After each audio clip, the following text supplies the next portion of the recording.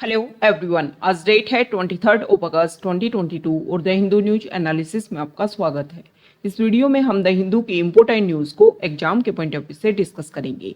नीचे description box में telegram channel volcano IAS academy का लिंक दिया हुआ है। आप telegram channel volcano IAS academy के साथ में जुड़ सकते हैं।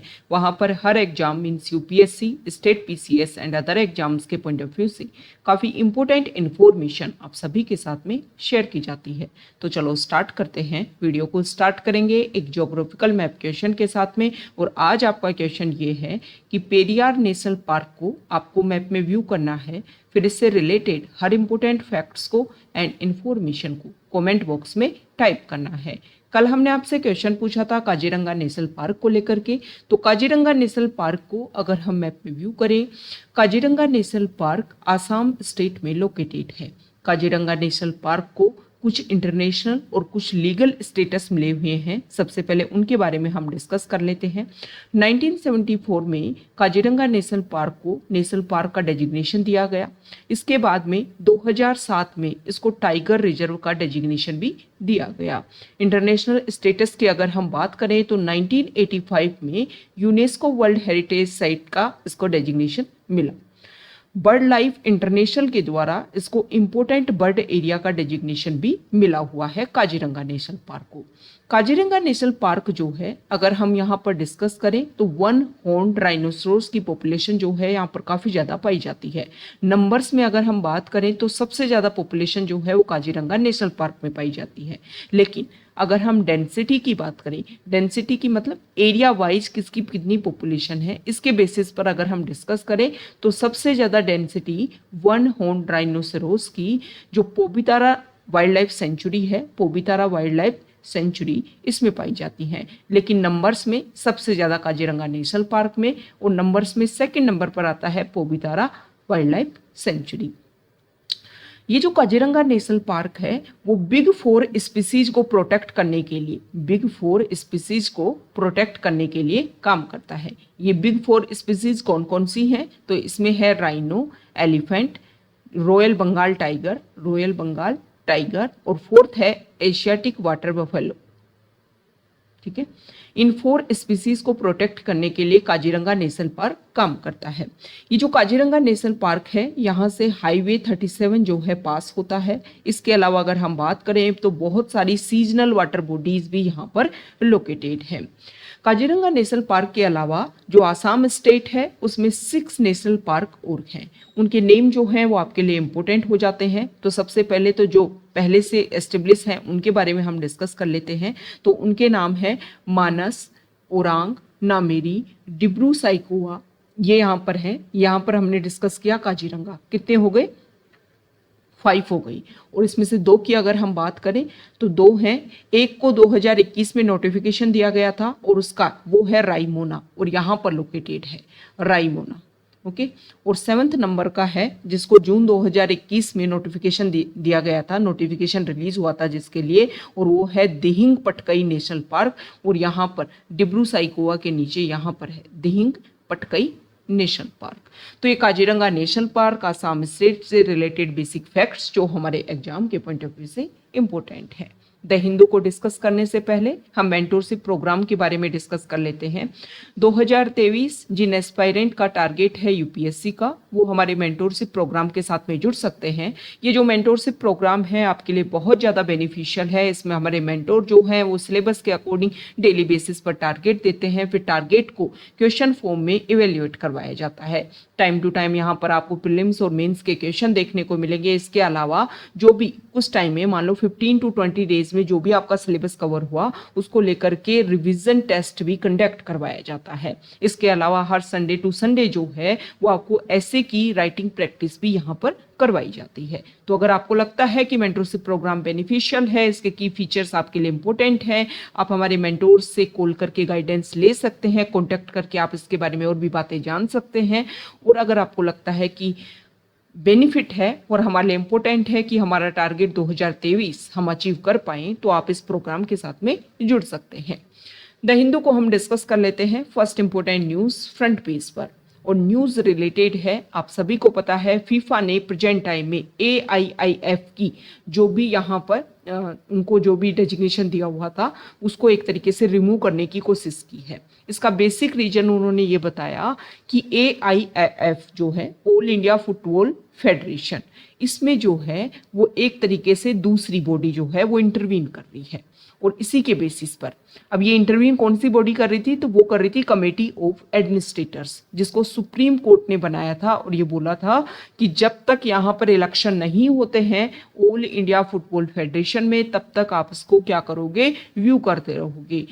AIFF का डेली बेसिस पर जो भी रूटीन वर्क होता है और इसका जो कॉन्स्टिट्यूशन है उसके बेसिस पर आपको इसको रिव्यू करना है। बेसिक रीजन क्या था कि इसी साल में एक पिटीशन डाली जाती है और पिटीशन में ये बोला जाता है कि इसके हेड हैं प्रफुल्ल पटेल, AIFF की। तो जो प्रफुल्ल पटेल, उनकी जो टर्म है वो 3 साल की, वो 2020 में ही कंप्लीट हो गई थी, लेकिन फिर भी वो इस पोजीशन पे बने हुए थे, इस जो उनकी चेयरमैनशिप है उस पोजीशन पे बने हुए थे। तो उसको लेकर के पिटीशन डाली जाती है। पिटीशन जब डाली जाती है, जो जुडिशरी जो है वो इसमें इंटरवीन करती है। जुडिशरी ने बोला कि कुछ एडमिनिस्ट्रेटर्स जो हैं, जैसे कि एक जुडिशियल ऑफिसर या जो जज है, उनके लीडरशिप में यहाँ पर एक कमेटी बनाई गई और बोला गया कि ये 3 लोगों की जो एक कमेटी है वो रिव्यू करेगी AIFF को। तो यहाँ पर फीफा को ये लगा कि बाहर से कोई और इन्फ्लुएंस करने की कोशिश कर रहा है, थर्ड पार्टी जो है वो इंटरवीन कर रही है AIFF में, और इसी की वजह से ये सारी प्रॉब्लम जो है वो क्रिएट हुई।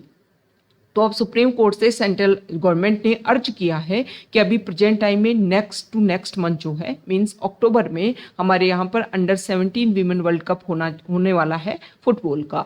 तो इसके लिए अर्ज किया कि आपकी जो भी कमेटी ऑफ एडमिनिस्ट्रेटर है इसको रिमूव किया जाए, ताकि जो हमारे वर्ल्ड कप जिस इवेंट को हम यहाँ पर होस्ट करने वाले हैं उसमें कोई इशू क्रिएट ना हो। तो यहाँ पर जुडिशरी ने अपना आंसर दिया है कि जो कोर्ट है वो पास कर रहा है अपने ऑर्डर, और जो भी उन्होंने पहले जो एक्टिविटी की थी उसको रिमूव कर रहा है, ताकि अंडर-17 वीमेन वर्ल्ड कप जो है उसको हमारा कंट्री जो है वो क्या कर पाए, होल्ड कर पाए।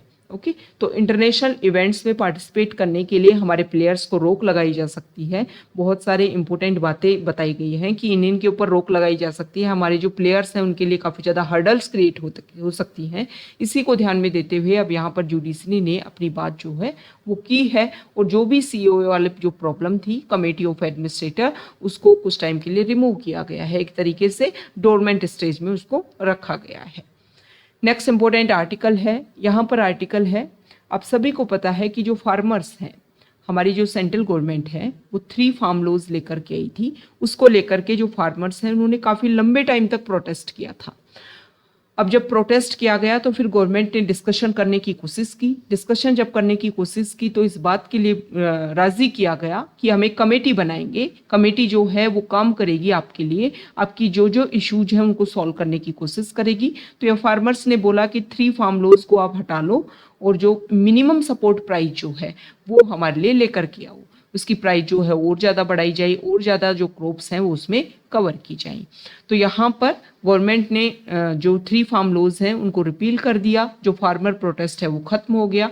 और फिर अभी प्रेजेंट टाइम में हम नेक्स्ट पेज पे डिस्कस भी करेंगे कि जो कमेटी रिकमेंडेशन की गई है उस कमेटी ने क्या किया है, उस कमेटी ने अपना काम करना भी स्टार्ट कर दिया है, और उसमें कुछ पोस्ट जो हैं वो यहाँ पर जो फार्मर यूनियन है उनके लिए भी रखी गई, लेकिन उन्होंने पार्टिसिपेट नहीं किया। उन्होंने बोला कि ये जो कमेटी जो बनाई गई है वो एक तरीके से गवर्नमेंट इन्फ्लुएंस्ड है, और उनके जो टारगेट्स हैं उनको बनाने में या फिर इस कमेटी को बनाने में उनके कोई भी यहाँ पर हेल्प नहीं ली गई है, तो इसमें उनको शामिल नहीं होना है। और फिर से दिल्ली में जंतर मंतर पर जो है वो यहाँ पर क्या देखने को मिला, प्रोटेस्ट देखने को मिला। जो फार्मर्स हैं वो दोबारा से इकट्ठा हुए हैं। तो यहाँ पर कुछ बेसिक टर्म है जैसे कि मिनिमम सपोर्ट प्राइस, इन सभी के बारे में हम कुछ बेसिक प्रोविजन डिस्कस कर लेते हैं। देखो, मिनिमम सपोर्ट प्राइस MSP ये क्या रेट होती है, ये वो रेट होती है जिसमें जो गवर्नमेंट है वो फार्मर्स से जो फार्म प्रोडक्ट्स हैं उनको खरीदता है। मतलब कुछ जो क्रॉप्स हैं उनको यहाँ पर डेजिग्नेशन दे दिया जाता है, जैसे कि प्रेजेंट टाइम में 23 क्रॉप्स को डेजिग्नेशन दे रखा है कि इन क्रॉप्स को, जैसे कि वीट का जो प्राइस है वो गवर्नमेंट ने डिसाइड कर रखा होगा, अनुमान लगा रहे हैं हम, एग्जाम्पल ले रहे हैं, 3000 पर क्विंटल जो है ठीक है। तो यहाँ पर अगर हम बात करें तो इसमें जो गवर्नमेंट है इसी तरीके की 23 जो क्रॉप्स हैं उनको यहाँ पर खरीदने के लिए बात की गई है। तो ये होती है मिनिमम सपोर्ट प्राइस, वो प्राइस जिसके ऊपर जो गवर्नमेंट है वो कंसीडर करती है जिस प्राइस को कि फार्मर से हमें इस प्रोडक्ट को इतने रुपए में लेना है। अब ये मिनिमम सपोर्ट प्राइस का कैसे डिसीजन होता है, सबसे पहले तो ये देखा जाता है कि देखो किसी कमेटी ने एक रिकमेंडेशन दी थी और अलग अलग प्रोसीजर बताया था कि एमएसपी को आप किस तरीके से व्यू कर सकते हो, किस तरीके से इसको आप बोल सकते हो कि इतना मिनिमम सपोर्ट प्राइस जो है वो डिसाइड किया जाएगा। तो इसमें बोला गया है कि फार्मर्स का जितना खर्चा आता है उस एक्सपेंसेस से 1.5 गुना जो है वो प्राइस होना चाहिए किसका, जो क्रॉप का, तभी जाकर के उनको एक बेनिफिट जो है वो एग्रीकल्चर सेक्टर में देखने को मिलेगा। मिनिमम सपोर्ट प्राइस को डिसीजन लिया जाता है सीएसीपी के द्वारा। सीएसीपी क्या है, commission for agriculture cost and prices. ये रिकमेंडेशन देता है और इसी रिकमेंडेशन के बेसिस पर कौन कौन सी क्रॉप का मिनिमम सपोर्ट प्राइस डिसीजन लेना है ये सारी बातें ली जाती है। ये जो सीएसीपी जो है वो ministry of agriculture and farmers welfare इसके अंडर आती है, इसकी एक अटैच्ड ऑफिस है। अब देखो प्रॉब्लम क्या है, मिनिमम सपोर्ट प्राइस के लिए बार बार प्रोटेस्ट इसलिए किया जाता है, इसके लिए बोला गया कि जब ये 3 फार्म लॉज लाए गए थे तब ये बोला जा रहा था कि मिनिमम सपोर्ट प्राइस जो है उसको हटा दिया जाएगा। तो फार्मर्स ने ये बोला था कि मिनिमम सपोर्ट प्राइस को आप एक बिल ला करके इसको एक एक्ट बनाइए, एक लॉ बनाइए, ताकि आने वाले टाइम में जो है आप अपने अकॉर्डिंग जो है इनको हटा नहीं सको। ये बात बोली गई थी फार्मर्स ने।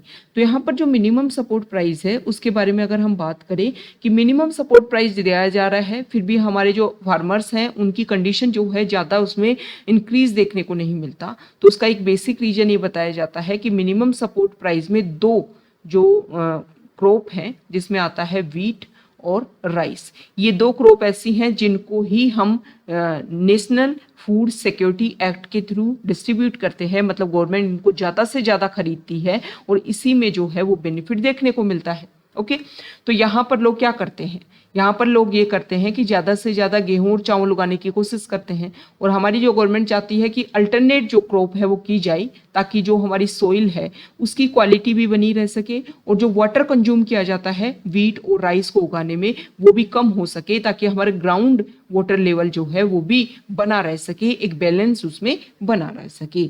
तो यहाँ पर ये अर्ज किया जाता है कि मिनिमम सपोर्ट प्राइस जो भी जिन भी क्रॉप्स को दी जाता है उन क्रॉप को लेकर के गवर्नमेंट के इनिशिएटिव स्टार्ट होने चाहिए, ताकि ज़्यादा से ज़्यादा जो अदर क्रॉप हैं उनके ऊपर भी फोकस किया जा सके और जो फार्मर्स हैं उनको बेनिफिट मिल सके। अब ये तो हमने बात की मिनिमम सपोर्ट प्राइस की। दूसरा हम देखते हैं कि देखो 2015 में एक कमेटी आई थी, शांता कुमार कमेटी, और शांता कुमार कमेटी ने ये बोला था कि अभी भी हमारे कंट्री में ओनली 6% ऐसे फार्मर्स हैं जिनको मिनिमम सपोर्ट प्राइस का बेनिफिट मिलता है। मतलब 94 जो फार्मर्स हैं वो तो अभी भी मिडिल मैन के चक्कर में फंसे हुए हैं, मतलब गवर्नमेंट जो मंडी है वहाँ तक उनकी पहुँच ही नहीं हो पाती है, वो अभी भी मिडिल मैन को अपना जो भी प्रोडक्ट है वो बेचते हैं और उसके बेसिस पर जो मिनिमम सपोर्ट प्राइस है उससे भी कम दाम पर उनको खरीदा जाता है। अब इसके लिए गवर्नमेंट एक चीज कर सकती है कि जैसे वीट के लिए उन्होंने मिनिमम सपोर्ट प्राइस डिसाइड कर रखा है, लेकिन मार्केट में वैल्यू जो है वीट की कम है, मान लो उन्होंने 3000 रुपीज डिसाइड कर रखा है, मार्केट में वैल्यू है 2600, तो यहाँ पर गवर्नमेंट कर सकती है, जैसे एमपी ने भावांतर भाव योजना जो है वो लॉन्च की है। तो उस स्कीम में क्या होता है कि अगर एमएसपी से जो ओरिजिनल प्राइस है उसमें अगर कुछ कमी देखने को मिलती है या कुछ डेफिसिट देखने को मिलता है तो ये बीच का जो प्राइस है वो गवर्नमेंट जो है वो यहाँ पर देने की कोशिश करती है फार्मर्स को। इससे फार्मर्स की जो इनकम है वो क्या की होगी, इंक्रीज होगी। तो हम क्या कर सकते हैं, बहुत सारे स्टेट जो हैं वो अलग अलग एरिया में लेकर के अच्छे अच्छे स्कीम उन्होंने इंस्टॉल कर रखी है, तो उन सारी स्कीम के बारे में एक बेसिक अवेयरनेस जो है वो हमें होनी चाहिए ताकि हम अपने आंसर्स में उन सारी चीज़ों को लिख सकें। तो ये मिनिमम सपोर्ट प्राइस और क्या क्या इश्यूज हैं उन सभी को हमने डिस्कस किया। नेक्स्ट इंपॉर्टेंट आर्टिकल है, आप सभी को पता है प्रेजेंट टाइम में जम्मू एंड कश्मीर के लेजिस्लेटिव असेंबली इलेक्शन के लिए यहाँ पर काम चल रहा है जम्मू एंड कश्मीर यूटी में। तो यहाँ पर एक बात बोली गई, अभी इलेक्शन कमीशन ने बोला कि जो भी लोग जो हैं जो बाहर से आउटसाइडर्स हैं उनको भी यहाँ पर क्या दिया जाएगा, वोटर आईडी कार्ड दिया जाएगा और वो जम्मू एंड कश्मीर के इलेक्शन में पार्टिसिपेट कर सकते हैं।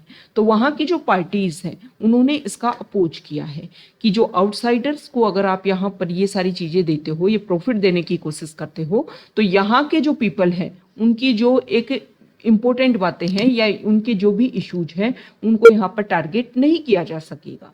अगर हम पहले की अर्लियर टाइम्स की बात करें, जब जम्मू एंड कश्मीर एक स्टेट था और जिसको स्पेशल स्टेटस दिया हुआ था, उस टाइम आरपीए एक्ट 1951 जो है वो वहाँ पर एप्लीकेबल नहीं था। उनका खुद का आरपीए एक्ट था 1956 1957, वो वहाँ पर एप्लीकेबल था और उसमें जो आउटसाइडर्स हैं उनके लिए वोटर आईडी कार्ड की कोई बात नहीं रखी गई थी। हालांकि जो वहाँ के जो इलेक्शन होते थे लोकसभा के लिए, जो मीन्स पार्लियामेंट के लिए, उनके लिए जो है वो आउटसाइडर वोट कर सकते थे, लेकिन लेजिस्लेटिव असेंबली में जो आउटसाइडर्स हैं वो वोट नहीं कर सकते थे। तो अभी लेजिस्लेटिव असेंबली में ये सारी चीज़ें चेंज करने की कोशिश की जा रही है, जिसके बेसिस पर ये बोला जा रहा है कि लगभग 20 to 25 लाख लोग जो हैं उनको भी वोटर आईडी यहाँ पर दिया जा सकता है, क्योंकि इतने लोग वहाँ पर प्रेजेंट हैं अपने किसी भी वर्क के लिए। ओके, तो अगर उनको वोटर आईडी कार्ड दिया जाता है तो उसकी वजह से जो प्रॉब्लम है वो क्रिएट होगी। यहाँ की पार्टीज ने बात रखा है कि जो यहाँ के लोकल लोगों की जो परेशानी है, जो ट्रबल है, उसके ऊपर फोकस ही नहीं किया जा सकेगा और मैक्सिमम जो सीट्स हैं उन पर जो आउटसाइडर्स हैं उनके इन्फ्लुएंस की वजह से ही जो इलेक्शन है उसका रिजल्ट देखने को मिलेगा। ओके, नेक्स्ट इंपॉर्टेंट आर्टिकल है पेज नंबर 5 पर, और यहाँ पर एक बर्ड सेंचुरी का नेम दे रखा है। ये हमारे लिए इंपॉर्टेंट हो जाता है बहुत बार। यूपीएससी प्रीलिम्स में क्या होता है या किसी भी एग्जाम में बर्ड सेंचुरी का नाम दे करके जैसे 3-4 ऑप्शन दे दिए और मैच द फॉलोइंग में क्वेश्चन पूछ लिया, या फिर एक ऑप्शन दे दिया और पूछ लिया कि कौन से स्टेट से बिलोंग करता है। तो यहाँ पर रंगानाथितु बर्ड सेंचुरी है जो उसको दोबारा से ओपन कर दिया गया है। इसको कुछ टाइम के लिए बंद कर दिया गया था, तब जब एक डैम से हैवी यहाँ पर वाटर की अवेलेबिलिटी देखने को मिली तो दोबारा से अब टूरिस्ट को इनके लिए ओपन कर दिया गया है। यहाँ देखो, रंगानाथितु बर्ड सेंचुरी जो है वो मैसूर में है एंड कर्नाटका में लोकेटेड है। ओके, यहाँ पर बहुत सारे जो टूरिस्ट डेस्टिनेशन के रूप में एरिया लोकेटेड है, बहुत सारे टूरिस्ट जो हैं वो यहाँ पर आते हैं और यहाँ पर अगर हम बात करें तो बर्ड्स की काफ़ी ज़्यादा वैरायटी देखने को मिलती है। नेक्स्ट इंपॉर्टेंट आर्टिकल है एडिटोरियल पेज पर, और यहाँ पर जो फर्स्ट आर्टिकल है, अभी देखो प्रेजेंट टाइम में सबसे पहले तो इस आर्टिकल में बोला गया है कि हमारे इंडिया में प्रेजेंट टाइम में मानसून की जो रेनफॉल है उसमें 8% इंक्रीज देखने को मिला है। ओके, अच्छी बात है। दूसरा यहाँ पर बताया गया है कि इंक्रीज हुआ है 8%, मतलब एग्रीकल्चर सेक्टर के लिए काफ़ी ज़्यादा बेनिफिटेड है।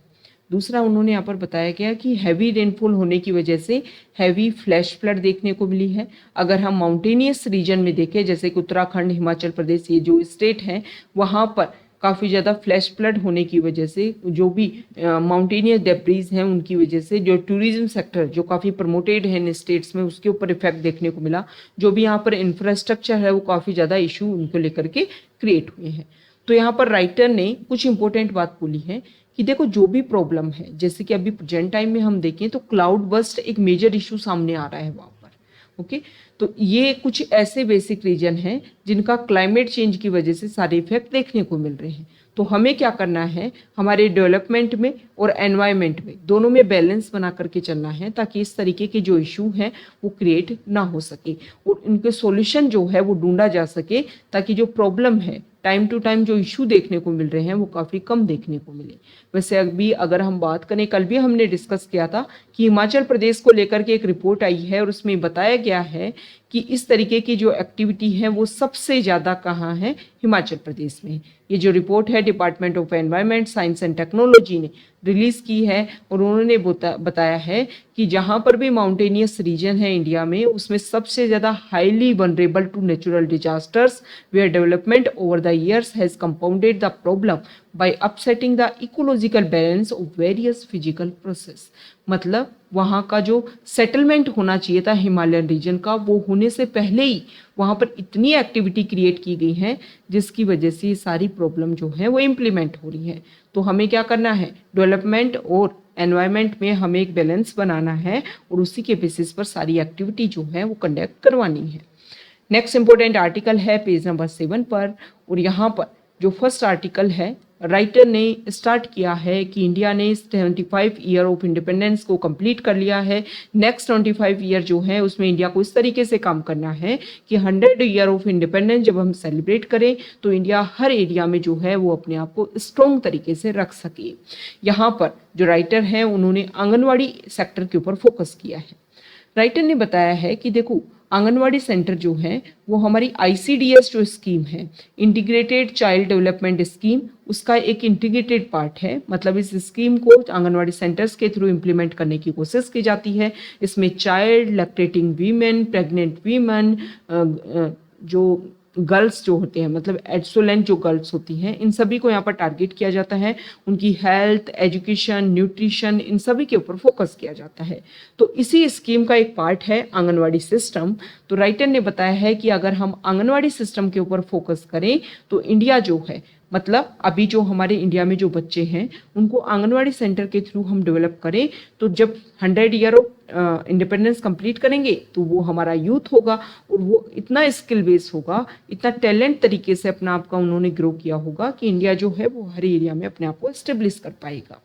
अब यहाँ पर राइटर ने बताया है कि इंडिया में प्रेजेंट टाइम में 3 to 6 ईयर के बीच के बच्चे जो हैं वो 1.3 मिलियन जो है children in the age group of 3 to 6 in 1.3 million center across the country। मतलब पूरे कंट्री में अगर हम बात करें तो 30 मिलियन जो बच्चे हैं उनमें से 3 से 6 साल के जो बच्चे हैं 1.3 मिलियन सेंटर्स जो हैं वहाँ पर जाकर के या आंगनवाड़ी सेंटर्स जो हैं वहाँ पर इन लोगों की पहुँच है और ये इंडिया के लिए काफ़ी इम्पोर्टेंट बात है। अब यहाँ पर ये बताया गया है कि देखो जो ICDS जो स्कीम है is design to support all children under 6 with their health, nutrition and education needs. इन सभी के ऊपर फोकस किया जाता है। राइटर ने बताया कि जो आंगनवाड़ी सेंटर है उसको इसीलिए तो बनाया गया था ना कि प्री प्राइमरी जो स्कूल है उसका डेजिग्नेशन उनको दिया जाए। यहाँ पर जो भी आंगनवाड़ी वर्कर हैं वो यहाँ पर बच्चों को एक हेल्दी फूड प्रोवाइड करेंगे, साथ में उनको एजुकेशन मतलब एक जो खेल खेल में उनको सिखाने की यहाँ पर कोशिश की जाएगी। जो अभी प्रेजेंट टाइम में बहुत सारे प्राइवेट इंस्टीट्यूट जहाँ पर प्री प्राइमरी स्कूल जो है वो चलाया जाता है वो सारी एक्टिविटी यहाँ पर कंडक्ट करवाई जाएंगी। लेकिन इशू है जो बच्चे हैं वो आंगनवाड़ी सेंटर्स में नहीं आते। जब क्वेश्चनिंग की गई पेरेंट्स से कि क्या प्रॉब्लम है तो पेरेंट्स ने अपना आंसर दिया कि हम चाहते हैं कि हमारे बच्चे जो हैं वो इंग्लिश और मैथ जैसी जो बुक्स हैं, इंग्लिश और मैथ जो बुक हैं इन सब में अपनी जो स्किल है वो डेवलप करें और इसीलिए हम जो है उनको प्राइवेट स्कूल में सेंड करते हैं। तो यहाँ पर बताया गया है कि प्राइमरी जो आंगनवाड़ी सेंटर हैं उनमें भी हम स्किल बेस्ड जो वर्कर हैं वो रख सकते हैं। गवर्नमेंट इस तरीके का इनिशिएटिव स्टार्ट करे कि वहाँ पर जो टीचर हैं वो प्री प्राइमरी स्कूल की तरीके से काम करें और वो जो बच्चों को खेल खेल में प्ले के थ्रू जो है ये सारी एक्टिविटी सिखाए। क्योंकि प्री प्राइमरी स्कूल जो होती हैं प्राइवेट लेवल पर वो वहाँ पर रोथ लर्निंग करवाती हैं, किसी भी चीज़ को सिर्फ बार बार रिसाइट करवा के उनको याद करवाने की कोशिश करती हैं। लेकिन हम इसको प्ले के थ्रू जो है अच्छे से इम्प्लीमेंट कर सकते हैं। इसको लेकर के भी क्वेश्चन किया गया कि आप चाहते हो कि आपके बच्चे जो हैं वो प्ले के थ्रू इन चीज़ों को सीखें। तो लोगों ने का आंसर ये रहा कि आपके बच्चे तो पढ़े और हमारे बच्चे खेलें। मतलब खेल को लेकर के, स्पोर्ट्स को लेकर के जो एक नेगेटिव जो इम्पैक्ट है हमारी सोसाइटी में उसको भी चेंज करने की ज़रूरत है।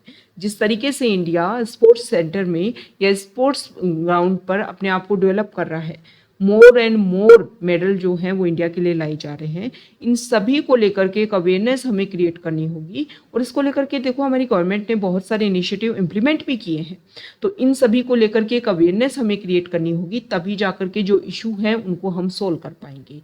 तो यहाँ पर हमें क्या करना है, हमें जो प्राइमरी जो आंगनवाड़ी सेंटर हैं उनके डेवलपमेंट के लिए इस तरीके के एजुकेटर जो हैं वो हम इम्प्लीमेंट कर सकते हैं। दूसरा, प्ले को लेकर के एक अवेयरनेस क्रिएट कर सकते हैं ताकि जाकर के जो ये सेंटर हैं वो उनको जो लर्निंग सेंटर के रूप में डेवलप करने की कोशिश की गई थी वो अपने ऑब्जेक्टिव को अभी तक कंप्लीट नहीं कर पाए हैं, लेकिन नेक्स्ट 25 ईयर में वो कंप्लीट कर पाए। यहाँ पर जो आर्टिकल है वो म्यांमार कंट्री को लेकर के है। आप सभी को पता है इस आर्टिकल में बताया गया है कि वहाँ का जो कंगारू कोर्ट है, कंगारू कोर्ट मतलब अपने हिसाब से कोई भी रिजल्ट दे दिया, किसी भी लॉ को यहाँ पर फॉलो नहीं किया गया।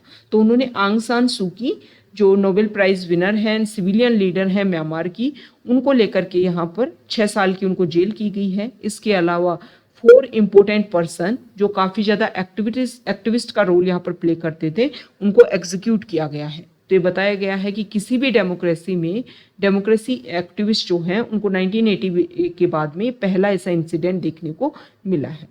तो यहाँ पर म्यांमार में जो इशू है, राइटर ने बोला है कि प्रेजेंट टाइम में चाइना जो है वो यहाँ पर अपना स्टैंड रखने की कोशिश कर रहा है, लेकिन राइटर ने बोला है कि इंडिया को अपना यहाँ पर स्टैंड रखना चाहिए। और इंडिया जिस तरीके से डेमोक्रेसी को फॉलो कर रहा है, म्यांमार और इंडिया जो है वो लगभग सेम टाइम पर जो है वो इंडिपेंडेंट हुए थे। आज इंडिया कहाँ पर स्टैंड करता है और म्यांमार की क्या कंडीशन है, तो उन सारे वैल्यूज़ को अगर हमें इम्प्लीमेंट करना है तो इंडिया को यहाँ पर सपोर्ट करने की कोशिश करनी चाहिए म्यांमार को, ताकि वहाँ के इशू जो हैं वो सोल्व हो पाए।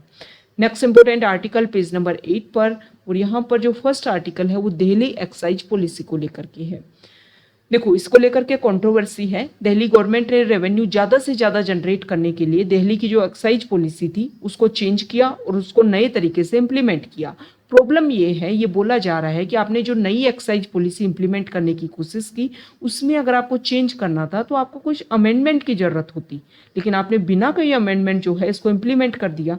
ये जो नई पॉलिसी है इसमें डिसीजन लिया गया कि जो सेंटर्स हैं, लिकर सेंटर जो है उनकी संख्या जो है और ज़्यादा बढ़ाई जाए।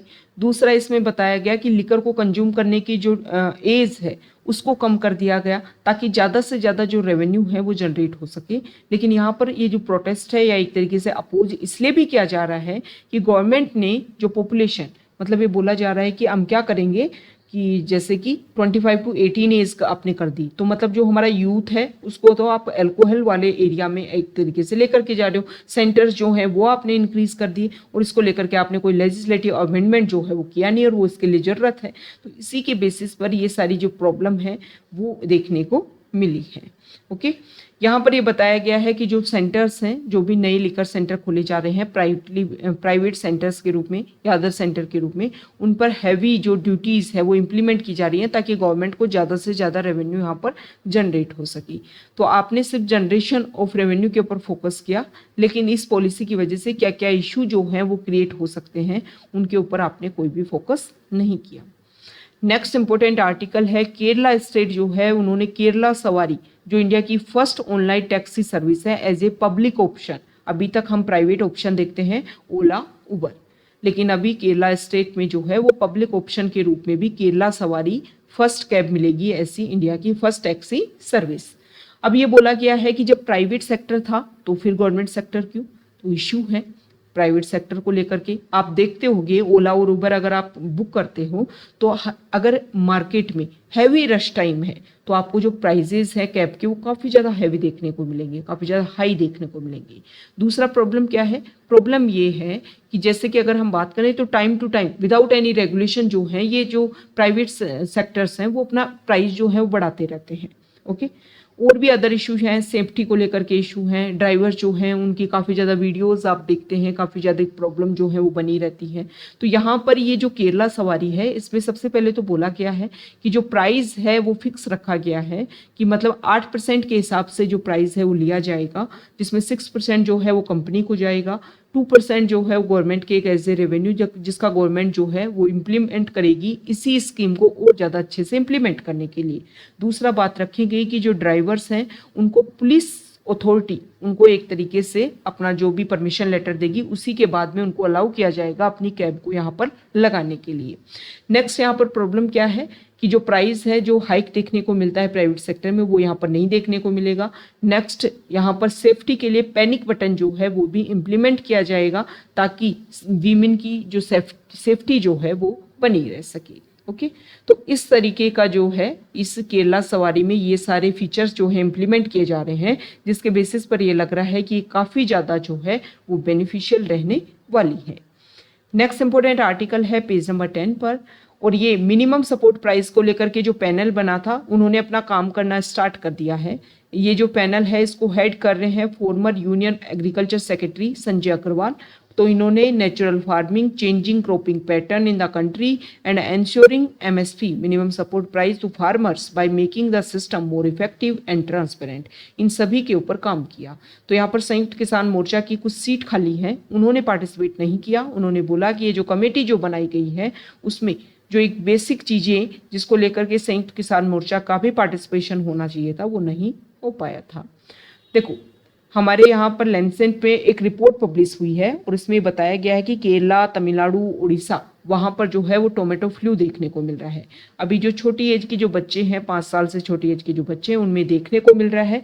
लेकिन अगर इसको कंट्रोल नहीं किया गया तो एडल्ट जो हैं वो भी इसमें इफेक्ट होंगे। ये जो आर्टिकल है वो इंडिया और ईरान के बीच में जो ट्रेड पैक्ट हुआ है उसको लेकर के है। तो यहाँ पर ये बताया गया है कि इंडिया और ईरान ने कुछ एमओयू, कुछ एग्रीमेंट जो हैं वो साइन किए हैं। इसमें उन्होंने चाहबार पोर्ट के इम्पोर्टेंस की भी बात की है। तो चाहबार पोर्ट को हम देख लेते हैं। ये है यहाँ पर इंडिया ने चाहबार पोर्ट को डेवलप किया, फिर सेम इसी तरीके से फॉलो करते हुए चाइना ने यहाँ पर पाकिस्तान में ग्वादर पोर्ट डेवलप किया। इंडिया जो है चाहबार पोर्ट के थ्रू जो है वो यहाँ पर ईरान, अफगानिस्तान जिसके थ्रू जो है और फिर यहाँ पर सेंट्रल एशियन कंट्रीज तक अपनी रीच जो है इजीली बना सकता है। तो यहाँ पर चाहबार पोर्ट के बारे में इस आर्टिकल में बताया भी गया है कि चाहबार पोर्ट के थ्रू इंडिया ने 2020 में ईरान को सपोर्ट किया। अफगानिस्तान जो है वहाँ पर वीट पहुँचाए। ईरान में जो है वो लोकस्ट बस्ट, आप सभी को पता है ना कि काफ़ी ज़्यादा इशू हुआ था, एग्रीकल्चर को भी इससे इफेक्ट देखने को मिला था। तो इन सभी को टारगेट करते हुए इंडिया ने यहाँ पर कुछ केमिकल, कुछ फर्टिलाइजर्स जो है वो प्रोवाइड किए थे, जिसमें है 40,000 litre of malathion and 96% ULV pesticide Iran को चाहबार पोर्ट के थ्रू, ताकि जो लोकस्ट थ्रेट जो है वो देखने को ना मिले और एग्रीकल्चर जो है और फूड सिक्योरिटी जो है उस रीजन में एनहेंस हो सके। तो ये चीज़ें जो हैं वो हमें बताती है कि चाहबार पोर्ट का कितना ज़्यादा इम्पोर्टेंस है इंडिया के लिए अपने अदर एरियाज तक अपनी रीच बनाने के लिए। ओके, तो ये आज का हमारा द हिंदू न्यूज़पेपर का डिस्कशन था। जो फॉरेन पेज है उस पर नॉर्मल न्यूज़ है, सिर्फ एक इम्पोर्टेंट न्यूज़ है कि मॉस्को में जो अटैक हुआ और काफ़ी इम्पोर्टेंट रोल प्ले करते हैं वहाँ के प्रेसिडेंट के लिए जो पर्सन, उनकी डॉटर की यहाँ पर डेथ हो गई। तो उसको लेकर के मॉस्को ने एलिगेशन लगाया है कि सारी एक्टिविटी जो है वो यूक्रेन ने कंडक्ट करवाई थी। ओके, तो ये आज का हमारा द हिंदू न्यूज़पेपर का डिस्कशन था। अगर आप यहाँ तक आए हैं, वीडियो आपको अच्छा लगा है तो प्लीज़ वीडियो को लाइक कीजिए, शेयर कीजिए और चैनल को सब्सक्राइब कीजिए। आप हमारे other initiative, question and answer series और भी अदर इनिशिएटिव जो हैं उनके साथ में जुड़ सकते हैं, उनको व्यू कर सकते हैं। Okay, thank you.